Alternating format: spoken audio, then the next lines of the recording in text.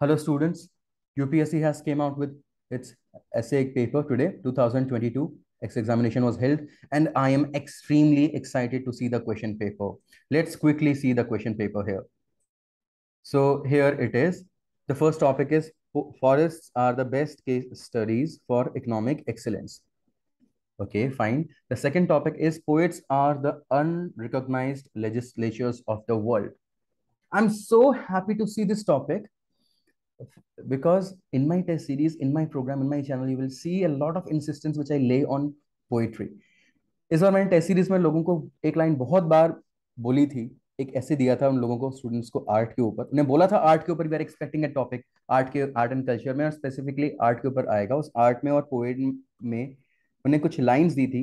Matthew Arnold नाम का एक स्कॉलर है जिसकी एक लाइन है बहुत famous, that Mankind will seek refuge in poetry.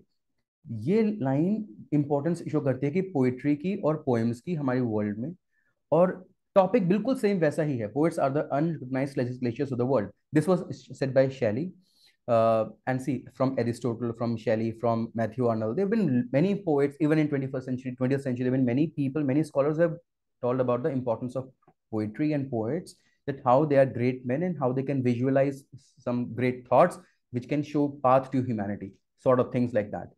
So इसके ऊपर मैंने बहुत काम किया है। ऐसे में टेस्ट सीरीज में भी टॉपिक था, और मुझे ये सब देखकर, ये टॉपिक्स, आगे के टॉपिक्स भी देखकर ऐसा लग रहा है जैसा नवाजुद्दीन सिद्दीकी को सेक्रेट गेम्स में लगा था। कि there is a very famous meme जो उसमें उसमें आया था, उसमें वो बोलता है कि कभी कभी लगता है कि अपन ही भगवान है।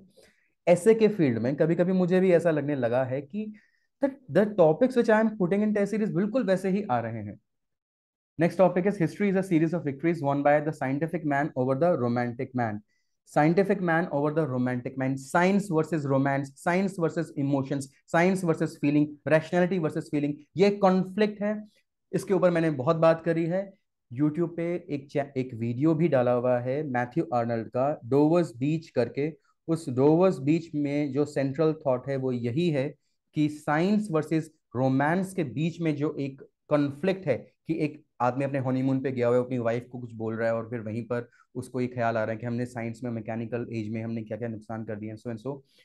तो वो पोएम आप जरूर देखिएगा, there is a central thought in this. हालांकि उस पोएम में the poet is talking in the favour of romance. इसमें भी हम थोड़ा सा वैसा काफी ज्यादा आइडियाज इस ऐसे में डाल सकते थे। Next is a ship in harbour is safe but that is not what ship is for.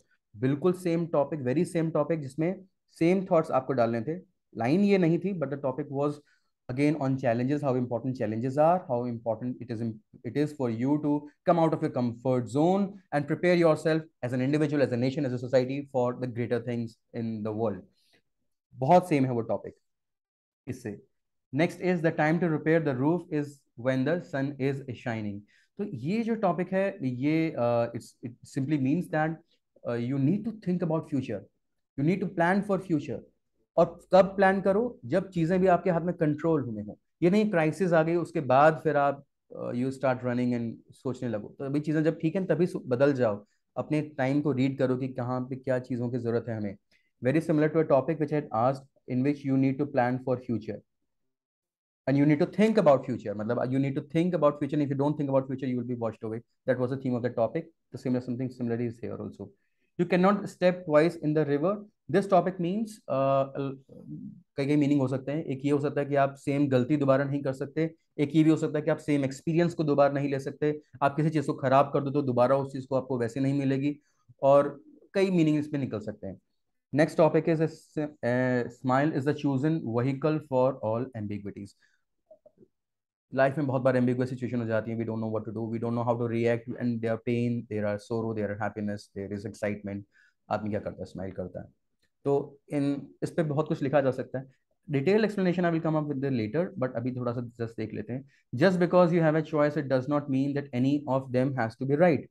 Very similar to a topic which I had asked in my test series, and that it was the last test, test number 6 का test number, topic number, test number 6 में topic था वो। Just because you have a choice it does not mean that any of them has to be right. जो topic मैंने दिया था वो ये था कि for every complex problem there is a simple solution and that is wrong. और उसमें मैंने बोला भी था कि सिंप्लिसिटी वाले टॉपिक एक बार मैंने पढ़ाया था, वो आया था उस साल। इस बार कुछ और आ सकता है मिलता जुलता, जो ये कहे कि जो चीज़ आपके हाथ में है, जो चीज़ सिंपल लग रही है, जो सोल्यूशन स्ट्रेट फॉरवर्ड लग रहा है, वो गलत हो सकता है। वो टॉपिक इस बार आ गया।